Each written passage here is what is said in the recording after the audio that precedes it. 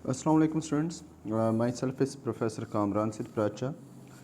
आज का एक टॉपिक है जिसे हम डिस्कस करने लगे हैं, दैट इज़ कॉम्प्लीमेंट सिस्टम या कॉम्प्लीमेंट सिस्टम एक्टिवेशन कह लें।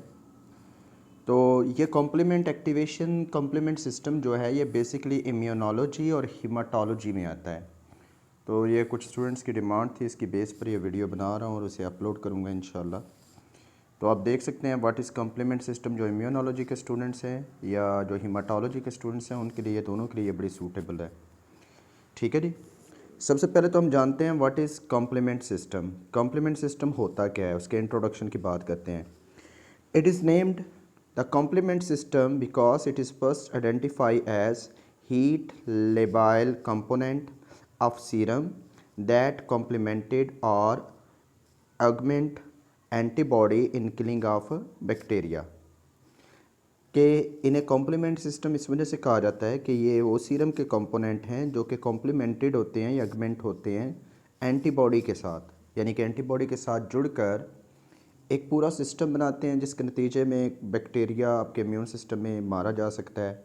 ठीक है, मतलब कोई एंटीबॉडी आपके इम्यून सिस्टम ने पैदा की है, बी लिम्फोसाइट ने, किसी मखसूस किस्म के पैथोजन के अगेंस्ट। तो वो एंटीबॉडी जब जाके जुड़ती है उस पैथोजन के एंटीजन पर, तो फिर उस एंटीबॉडी का जो एफसी रीजन है, आप बड़ी अच्छी तरह जानते हैं कि एंटीबॉडी के दो रीजन होते हैं, एक वेरिएबल रीजन जो कि एंटीजन के साथ उसे जोड़ता है, और एक उसका एफसी रीजन होता है कांस्टेंट रीजन, जिसके साथ कोई भी दूसरा इम्यून कॉम्प्लेक्स या कोई इस तरह की चीज़ क्या हो सकती है, जुड़ सकती है। Consist of serum and cell surface proteins involved in defense against pathogens, tissue damage mediated by antibodies। कि ये जो सीरम पर मुश्तमिल होता है और सेल्फ सरफेस प्रोटीन यानी कि एंटीजन वगैरह पर मुश्तमिल होता है, जो कि डिफेंस करते हैं अगेंस्ट पैथोजन से आपकी बॉडी को, और टिश्यू डैमेज होता है इसमें जो कि मेडिएट किया जाएगा by antibodies. The complement system is a major effector of cellular and humoral branch of immune system। ये सबसे मेजर फैक्टर है, चाहे सेलुलर इम्यूनिटी हो, सेल मीडिएटेड इम्यूनिटी हो, चाहे ह्यूमोरल इम्यूनिटी हो, जिस तरह की भी इम्यूनिटी होगी उसमें मेन जो रोल प्ले कर रहा होता है वो कॉम्प्लीमेंट सिस्टम होता है। ठीक है, मतलब इम्यून सिस्टम के अंदर कॉम्प्लीमेंट सिस्टम हेल्प आउट करता है to activate an immune response. ठीक है, और चाहे वो इम्यून रिस्पॉन्स सेल मीडिएटेड है, चाहे वो इम्यून रिस्पॉन्स ह्यूमोरल है, तो जो बैक्टीरिया या पैथोजन उसको मारने में सबसे मेन रोल प्ले करने वाली चीज़ क्या है, कॉम्प्लीमेंट है। Play major role in both innate and adaptive immunity, दोनों इम्यूनिटी में रोल प्ले करेगा, जो कि आप में इनबॉर्न नेचुरल इम्यूनिटी होती है या अडॉप्टिव इम्यूनिटी जो कि बाद में आपकी बॉडी में ड्यूरिंग लाइफ हिस्ट्री अडॉप्ट की जाती है। दोनों इम्यूनिटी में कॉम्प्लीमेंट सिस्टम का एक अपना रोल है। Functions of complement system, you can say यहाँ पर after initial activation various complement component interact with highly regulated cascade to carry out a number of basic function.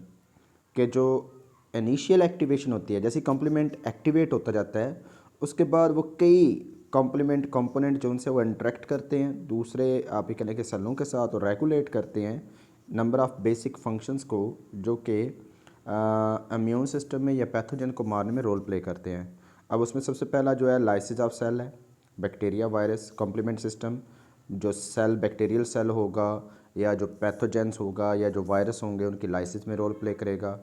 दूसरा है ऑप्सोनाइजेशन। ऑप्सोनाइजेशन में क्या होता है कि ये कॉम्प्लीमेंट सिस्टम किसी पैथोजन के ऊपर कोट हो जाते हैं और किसी मैक्रोफेज को इसे इनगल्फ करने में मदद देते हैं। और तीसरा है जी binding to specific complement receptor. इसमें यह कॉम्प्लीमेंट रिसेप्टर के साथ जुड़ते हैं इम्यून सिस्टम के, मतलब वो कॉम्प्लीमेंट रिसेप्टर कुछ भी हो सकता है, कोई नेचुरल किलर सेल के ऊपर हो सकता है, कोई बी लिम्फोसाइट पर हो सकता है, और नतीजे में एंटीबॉडी की प्रोडक्शन, इन्फ्लेमेशन वगैरह स्टार्ट करवा देंगे। मतलब they can trigger specific cell function, जैसे कि इन्फ्लेमेशन है, इन्फ्लेमेशन आप बड़ी अच्छी तरह जानते हैं, that is an immune response, जिसमें आपकी बॉडी के अंदर एंटीबॉडीज़ पैदा होना शुरू हो जाती हैं और वो रीजन पे जो पैथोजन होते हैं उन्हें मैक्रोफेज वगैरह आके मार देते हैं या एंटीबॉडीज़ उन्हें डिस्ट्रॉय करती हैं। Secretion of immuno regulatory molecules. अब इम्यूनो रेगुलेटरी मालिक्यूल्स से मुराद इंटरल्यूकिन्स हैं जो सेल टू सेल कम्युनिकेशन करवाते हैं। इंटरल्यूकिन्स हो गए, ठीक है, प्रोस्टाग्लैंडिन वगैरह हो गए जो कि इन्फ्लेमेशन आगे चलाएंगे। कहते हैं कि ये कॉम्प्लीमेंट सिस्टम उनकी प्रोडक्शन को भी रेगुलेट करता है। और इम्यून क्लियरेंस, इम्यून क्लियरेंस से मुराद ये है कि जो इम्यून कॉम्प्लेक्स बनते हैं इम्यूनिटी के नतीजे में या किसी भी आप कह लें कि पैथोजन के अटैक के नतीजे में आपकी बॉडी को बचाने के लिए जो इम्यून कॉम्प्लेक्स का बनते हैं, जो सर्कुलेशन में ब्लड सर्कुलेशन में चल रहे होते हैं, ये उनको भी क्लियर करने में रोल प्ले करता है। आप डायग्राम देख सकते हैं कि ये देखिए कॉम्प्लीमेंट सिस्टम है, ये एक बैक्टीरिया के साथ टारगेट सेल के साथ अटैच हुए और टारगेट सेल की क्या करवा रही लाइसिस। दूसरी तरफ कॉम्प्लीमेंट सिस्टम एक बैक्टीरिया के साथ अटैच हो रहे हैं और मैक्रोफेज को इनगल्फ करने में मदद दे रहे हैं। मतलब मैक्रोफेज को बैक्टीरिया को मैक्रोफेज ने क्या किया, इनगल्फ कर लिया। लेकिन इनगल्फ करने में कॉम्प्लीमेंट सिस्टम जो है वो मैक्रोफेज के रिसेप्टर के साथ जोड़ रहा है, जिसके नतीजे में इनगल्फ करने में आसानी हो रही है। दूसरी बात, एक्टिवेशन ऑफ इन्फ्लेमेटरी रिस्पॉन्स। अब इन्फ्लेमेटरी रिस्पॉन्स में क्या होता है, ब्लड वेसल्स डायलेट होती है और नतीजे में वाइट ब्लड सेल डायबिटीज से बाहर आते हैं। ठीक है, उन्हें बाहर लेके आने में या इधर ट्रांसफ़र करवाने में कॉम्प्लीमेंट सिस्टम का बड़ा रोल होता है। वो कॉम्प्लीमेंट इनके साथ जुड़ते हैं और जुड़ने के बाद जो सेल्स होते हैं उन्हें डी ग्रैन्युलेट करवाते हैं और कई किस्म के केमिकल प्रोस्टाग्लैंडिन वगैरह क्या करते हैं, स्क्रीट करवाते हैं। उसके बाद क्लियरेंस ऑफ इम्यून कॉम्प्लेक्स। तो बेटा ये इम्यून कॉम्प्लेक्स है, ये देख रहे हैं आप, ये जो वाई शेप आपको उल्टा नज़र आ रही है दैट इज़ एंटीबॉडी, और ये जिस ब्लू कलर की चीज़ के साथ जुड़ी है वो एंटीजन है। अब एंटीबॉडी एंटीजन दोनों को हम इम्यून कॉम्प्लेक्स कहते हैं, A B complex. A G for antigen, A B for antibody complex है। लेकिन कॉम्प्लीमेंट क्या हो रहा है, उस कॉम्प्लेक्स के साथ जुड़ रहा है और उन्हें लेके जा रहा है मैक्रोफेज तक, ताकि मैक्रोफेज उन्हें इनगल्फ कर दे और डिस्ट्रॉय कर दे। ठीक है, तो ये फंक्शंस हैं कॉम्प्लीमेंट सिस्टम के। Then components of complement system. The component of complement system are synthesized mainly by liver hepatocytes, आपके जो लीवर के सेल हैं वो उसे सिक्रीट करेंगे। ब्लड मोनोसाइट, ब्लड के अंदर जो मोनोसाइट हैं, ठीक है, जो बाद में मैक्रोफेज बन जाते हैं, वो सिक्रीट करेंगे। टिश्यू मैक्रोफेज, वही मोनोसाइट जब टिश्यू में आएंगे तो उन्हें मैक्रोफेज कहा जाएगा क्योंकि वो बड़े साइज़ के इनगल्फिंग सेल बन जाएंगे, वो भी ये सिक्रीट करते हैं। और एपिथेलियल सेल हैं जो कि गैस्ट्रोइंटेस्टाइनल ट्रैक के या जेनिटियो यूरिनरी ट्रैक के, ठीक है, जो एपिथेलियल सेल हैं वो भी इन्हें क्या करते हैं, सिक्रीट करते हैं। These components constitute about 5% of the serum globin fraction. जो आपके ब्लड सीरम में जितनी भी ग्लोबिन है, ग्लोबिन प्रोटीन है, उसकी टोटल अमाउंट का 5% ये कॉम्प्लीमेंट प्रोटीन आ जाती हैं। ठीक है, दैन उसके बाद most circulate in the serum, ये सबसे ज़्यादा सर्कुलेट करते हैं सीरम में। इन फंक्शनली इनएक्टिव फॉर्म, ज़्यादातर ये इनएक्टिव फॉर्म में उसमें सर्कुलेट कर रहे होते हैं, जिसे फिर बाद में प्रो एंजाइम के तौर पे कहा जाता है या जाइमोजेन होते हैं, जो कि होते इनएक्टिव हैं। तब तक इनएक्टिव होते हैं जब तक कोई प्रोटियोलिटिक एंजाइम आके इन्हें तोड़े ना। मतलब ये एक ऐसे एंजाइम है जिनकी मे बी एक्टिव साइट जो है उसके ऊपर कोई प्रोटीन फ्लैप मौजूद है। ठीक है, एक दूसरा प्रोटीन एंजाइम आके इनकी वो प्रोटीन फ्लैप को काट के उतारेगा, जिसकी वजह से इनकी एक्टिव साइट फ्री होंगी एंड दे बिकम एक्टिवेटेड। इस तरह के कई एंजाइम आपने पहले भी पढ़े हुए हैं, जैसे फॉर एग्जांपल पेप्सिनोजिन है। अब पेप्सिनोजिन इनएक्टिव फॉर्म में सिक्रीट होता है जिसे पेप्सिनोजिन कहा जाता है, लेकिन जब HCl आता है तो वो पेप्सिनोजिन को तोड़ता है और तोड़ने के बाद वो एक प्रोटीन का छोटा कंपोनेंट सेपरेट कर देता है और जो रिमेनिंग एंजाइम है उसकी एक्टिव साइट फ्री हो जाती है और उसे हम पेप्सिन कहते हैं और वो अपना काम करना शुरू कर देता है। ठीक है जी, तो मतलब इसमें क्या होगा, एक प्रोटियोलाइटिक एंजाइम है जो कि एक प्रो एंजाइम को या जाइमोजेन को इनएक्टिव फॉर्म से एक्टिव फॉर्म में तब्दील कर रहा है। कैसे जी, उसके ऊपर से जो इनहिबिटरी फ्रैगमेंट्स हैं, ठीक है, आपको ये नज़र आ रहा होगा, इनहिबिटरी फ्रैगमेंट्स, उनको काट के उतार देगा और एक्सपोज करेगा किसको, एक्टिव साइट को। ठीक है, जो कॉम्प्लीमेंट कंपोनेंट्स हैं उन्हें न्यूमेरिक्स में डिज़ाइन किया जाता है C1 to C9, C for complement, या लेटर से भी दिया जा सकता है, जैसे फैक्टर D है, फैक्टर A है, फैक्टर B है, ऐसा कुछ। ठीक है, कॉम्प्लीमेंट प्रोटीन्स ये प्रो एंजाइम होते हैं, इनकी एक्टिवेशन की जाती है बाय क्लीवेज। कैसे जी, फॉर एग्जांपल ये C4 एक प्रोटीन है, उसको तोड़ा गया है तो C4A और C4B दो उसके कंपोनेंट बन गए और दोनों ही एक्टिव एंजाइम होंगे। पहले जब तक C4 में होंगे, मतलब कंबाइंड, टूटे हुए नहीं होंगे, तो वो इनएक्टिव होंगे, और जब वो टूट जाएंगे तो वो एक्टिव एंजाइम में क्या हो जाएंगे, तब्दील हो जाएंगे। अब जो C4A, जो A है होता है, ये स्मॉलर फ्रेगमेंट्स होता है और ये डिफ्यूज़ कर जाता है, ये मेम्ब्रेन के ऊपर अटैच नहीं होता। जबकि जो CB है, C4B, जो B वाला फ्रेगमेंट्स होगा वो लार्जर फ्रेगमेंट होगा और वह अटैच हो जाएगा जो माइक्रोब जिसके ऊपर कॉम्प्लीमेंट बन रहा है उसकी सरफेस के ऊपर। लेकिन हाँ, C2 के लिए एक्सेप्शन है कि बाकी सारे जितने भी C9 शाइन जितने भी C प्रोटीन हैं उन सब का स्मॉलर फ्रेगमेंट A होगा और लार्जर फ्रेगमेंट क्या होगा, B। बट जो C2 है उसका लार्जर फ्रेगमेंट A होगा और स्मॉलर क्या होगा, B। तो C2 के चक्कर में ए अटैच होगा सरफेस के साथ और बी क्या हो जाएगा, डिफ्यूज़ हो जाएगा। बाकी सब के चक्कर में बी अटैच होगा मेम्ब्रेन के साथ और ए वाला पोर्शन क्या हो जाएगा, डिफ्यूज़ हो जाएगा। लेकिन जो ए पोर्शन है उसका ये मतलब नहीं कि वो माइक्रोब के ऊपर अटैच नहीं हुआ तो उसने कोई काम नहीं किया, नहीं। वो जब प्लाज्मा में डिफ्यूज़ होता है तो वो फिर इनिशिएट करते हैं इन्फ्लेमेटरी रिस्पॉन्स को। The complement fragment interact with one another to form functional complex. ये एक दूसरे के साथ मिलते जाते हैं और एक पूरा फंक्शनल कॉम्प्लेक्स बना देते हैं, जिसे कम्प्लीमेंट कॉम्प्लेक्स भी कह सकते हैं। ठीक है, जैसे देखें अच्छा, उसके बाद कॉम्प्लीमेंट को एक्टिवेट करने के लिए हमारे पास 3 तरह के पाथवे हैं। पहला pathway classical pathway. Classical pathway यानी कि ये जो बेसिक या ट्रेडिशनल पाथवे है उसकी बात की जाएगी, क्लासिकल पाथवे। इसमें पहले तो क्या होता है, एक माइक्रो ऑर्गेनिज्म आपकी बॉडी में दाखिल होता है, आपके जो इम्यून सिस्टम है उसके अगेंस्ट एंटीबॉडीज़ पैदा करते हैं। वो एंटीबॉडीज़ उस माइक्रो ऑर्गेनिज्म की एंटीजन के ऊपर जाके अटैच हो जाता है, तो वहाँ पर बन जाता है एंटीबॉडी एंटीजन कॉम्प्लेक्स। फिर आते हैं कम्प्लीमेंट प्रोटीन, वो एंटीबॉडी की एफसी रीजन पे क्या होता है, अटैच होता है और देन उसके बाद आगे चलता है। अब देखो ना, यहाँ पर कम्प्लीमेंट को एक्टिवेट करने के लिए एंटीबॉडी एंटीजन कॉम्प्लेक्स इन्वॉल्व है, डायरेक्ट एक्टिवेशन नहीं हो रही, that is a traditional activity. ठीक है, और इसे हम कहेंगे classical pathway. It is antibody dependent pathway and triggered by the formation of soluble antigen antibody complex or by binding on the antibody to the antigen present on the target cell surface। कहते हैं ये या तो जो soluble antibody antigen complex की वजह से बनते हैं या उन एंटीबॉडीज़ की वजह से बनते हैं जो कि किसी सेलुलर सरफेस की एंटीजन के ऊपर क्या है, अटैच है। देन उसके बाद अल्टरनेटिव पाथवे, ये एंटीबॉडी इंडिपेंडेंट पाथवे है। इसमें एंटीबॉडी बनी है नहीं बनी, माइक्रोब के ऊपर अटैच है नहीं अटैच, इम्यून कॉम्प्लेक्स बना है नहीं बना, कोई फ़र्क नहीं पड़ता। इसमें जो माइक्रो ऑर्गेनिज्म है डायरेक्टली कॉम्प्लीमेंट सिस्टम को एक्टिवेट करेगा अपने लिए और अपने आप को मरवा देगा उससे।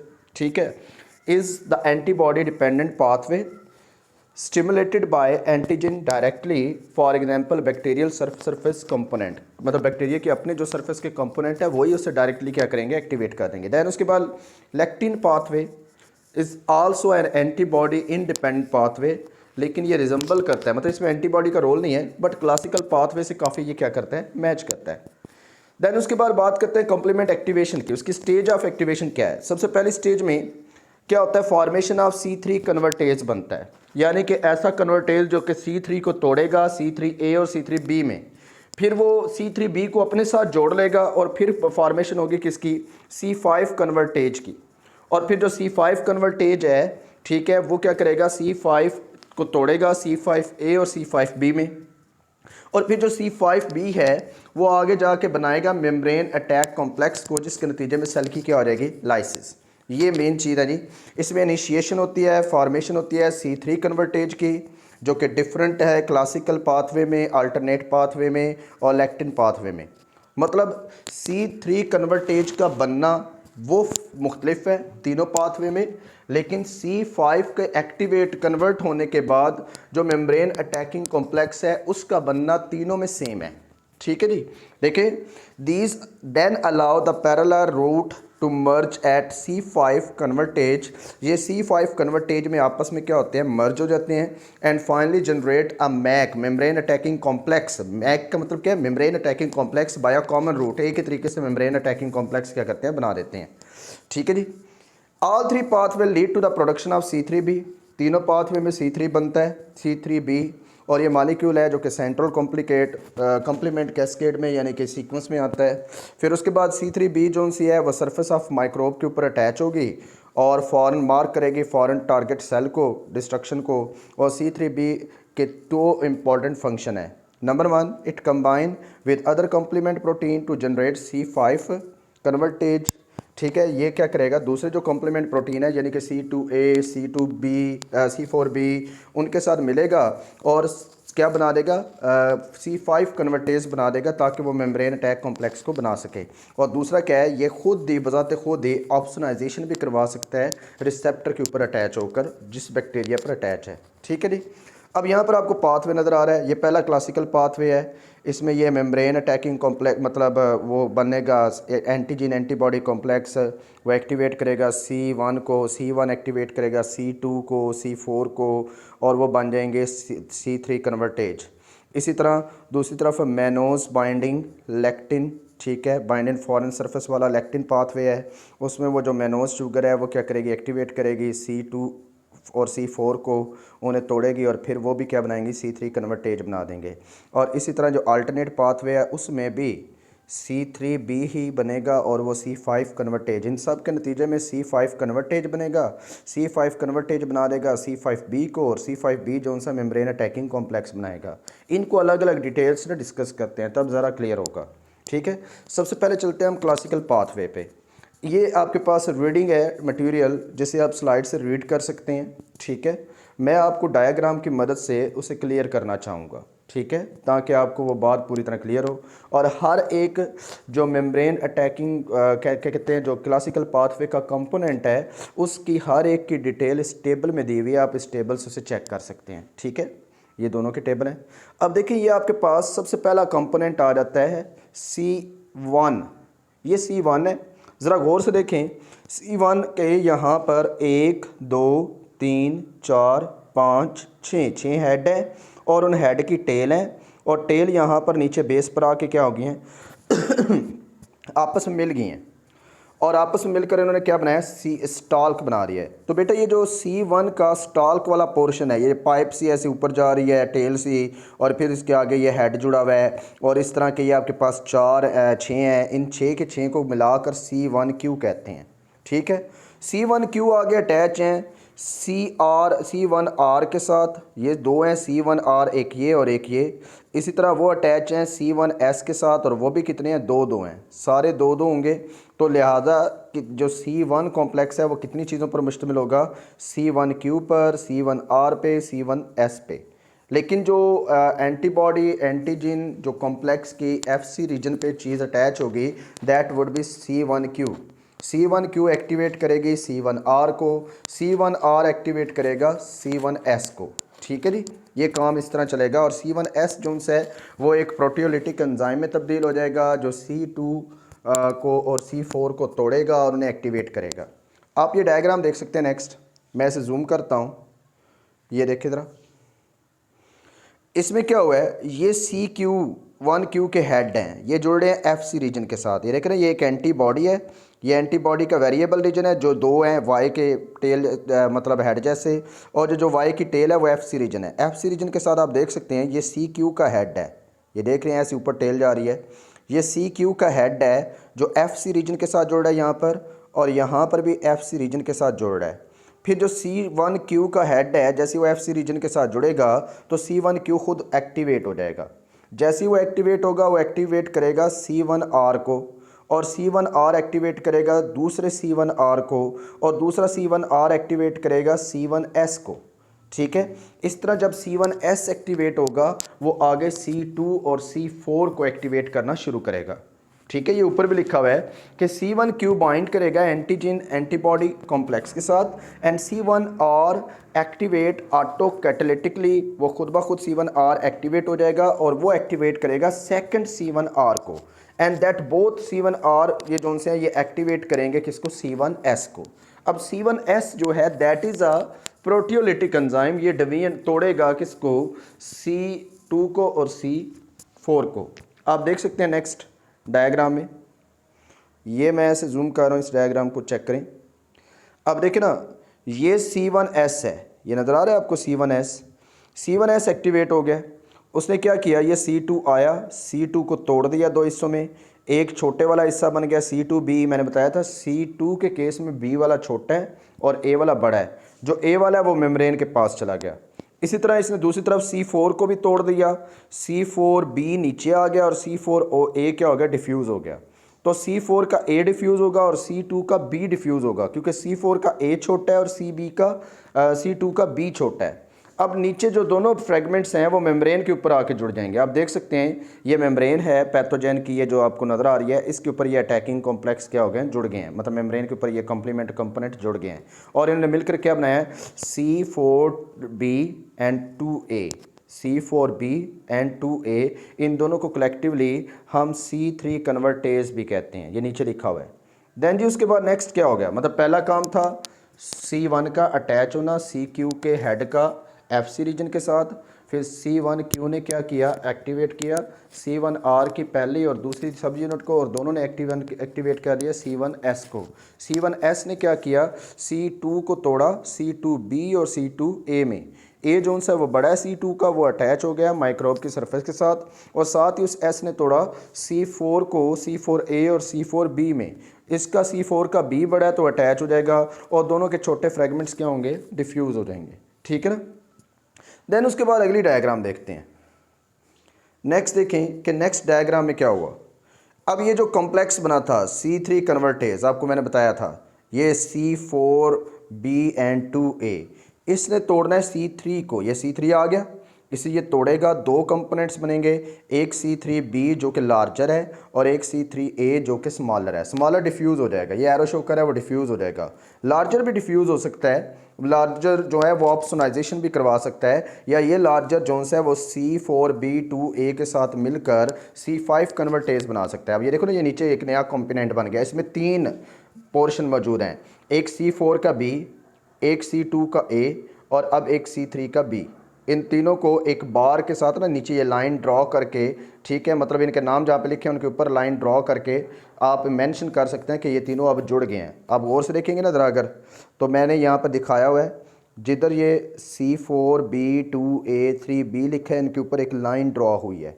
अब ये जो तीन प्रोटीन का कॉम्प्लेक्स बनेगा that will be called C5 convertase. ये क्या कहलाएगा, C5 कन्वर्टेज।